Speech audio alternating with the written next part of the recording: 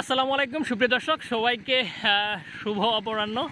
জানি না যদিও বিকালবেলা গোধূলিবেলার আগ মুহূর্ত, সবাইকে গোধূলিবেলার শুভেচ্ছা জানাচ্ছি। তো আজকে কাজের ফাঁকে একটু রেস্ট নিচ্ছি আর কি। দেখতে পাচ্ছেন আমার ঢেঁড়সের ক্ষেত, শশার জাংলা দিয়েছিলাম, মারি গিয়েছে। আবার এই পাশে ডাটা করেছি, ডাটার ক্ষেতে রস শর্ট পড়েছিল, সার দিয়েছি, তারপর উঠতেছে না, তাই পানি দিলাম। এবং অপোজিট সাইডে দেখতে পাচ্ছেন আমি টমেটো, বেগুন, ঢেঁড়স, প্লাস হচ্ছে আমার এটা হচ্ছে ভুট্টা গাছ। আবার এই পাশেও প্রন চাষ করেছি, ভুট্টা চাষ করেছি। পানি বাধায় শশার গাছগুলো আমার নষ্ট হয়ে গিয়েছে।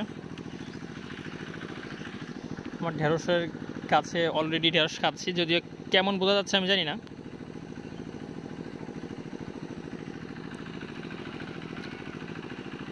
শেষ জামানায় কৃষি হবে উৎকৃষ্ট পেশা। আমি কৃষিকে অত্যন্ত ভালোবাসি, কারণ হচ্ছে আমার বাবা একজন কৃষক। He is a very hard worker. দেখতে পাচ্ছেন শশা প্রত্যেকটা গাছে ফুল আসছে, দেখতে পাচ্ছেন। আমার বরাবরই শশা চাষ করি, একটু আর কি করার চেষ্টা করি। আমার ভুট্টা ক্ষেত দেখতে পাচ্ছেন, আমার পিছনে ভুট্টা ক্ষেত রয়েছে, এটাও আমার চাষ করা। এটা হচ্ছে সিনজেন্টা কোম্পানির খুব ভালো মানের বীজ। কথায় আছে না, ভালো বীজে ভালো ফলন। এটা হচ্ছে আমার ডাটা, দেখতে পাচ্ছেন। এতটা সবুজ সতেজ ছিল না, এটা হলদে হলদে ভাব হয়ে গিয়েছিল, কারণ রসের ঘাটতি ছিল। পানি দিয়েছি আজকে, আর ভুট্টা খেতে পানি দিচ্ছি এখন রানিং।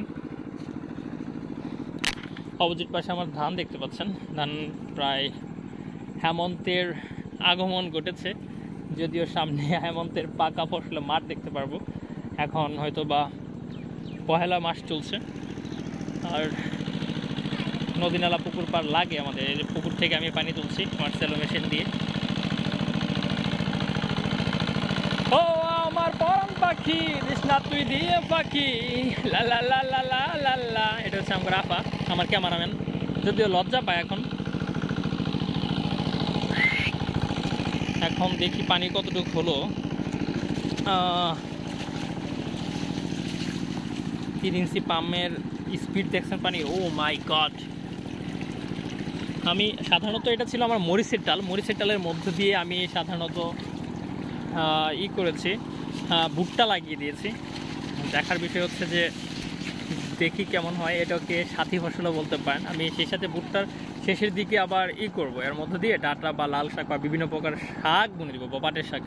ঠিক আছে, তো আপনাদেরকে বলবো, আসলে বাংলাদেশের প্রেক্ষিতে চাকরি বাজার খুবই কঠিন। চাকরি আশায় বসে না থেকে আসেন কৃষিকাজ করি, নিজেকে অসাধারণ দক্ষতায় প্রমাণ করি।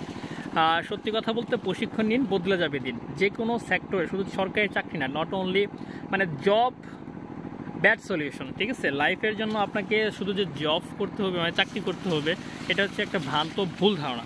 আপনাকে উদ্যোগী হতে হবে, আপনাকে এমপ্লয়ি না উদ্যোক্তা হতে হবে। ঠিক আছে, তবেই দেখবেন যে আপনার যে কাঙ্ক্ষিত চাহিদা সেটা ফুলফিল করতে সুবিধা হবে। তো জানি না আমাদের গ্রামাঞ্চলের মানুষ বা পরিবার অনেকটা এই বিষয়টা ভাবে না। তারা ভাবে যে চাকরি করলে ছেলে প্রতিষ্ঠিত হয়েছে, সেটাকে আমি আপাতত সাপোর্ট করি না। তো যাই হোক সুপ্রিয় দর্শক, কাজ করছি, কাজে মনোনিবেশ করি। আল্লাহ হাফেজ।